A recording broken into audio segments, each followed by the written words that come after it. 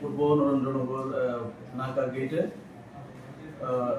দুজন মহিলাকে সন্দেহজনক অবস্থায় হেঁটে যেতে দেখে আমাদের নাকা যে ডিউটিরত স্টাফ আছে ওদেরকে আটক করেন এবং ওনাদেরকে চেকিং করার পরে ওনাদের কাছ থেকে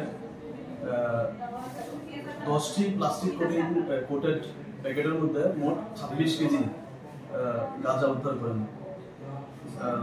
এরপর ওই মহিলাদেরকে আমরা জিজ্ঞাসাবাদ করার জন্য থানাতে নিয়ে আসি এবং ওদের ইনভলভমেন্ট পাওয়া যায় এই কেসে।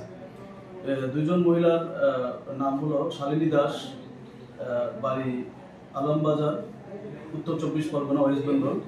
আরেকজনের নাম আজমেরি বেগম, বৈশালী, বিহার।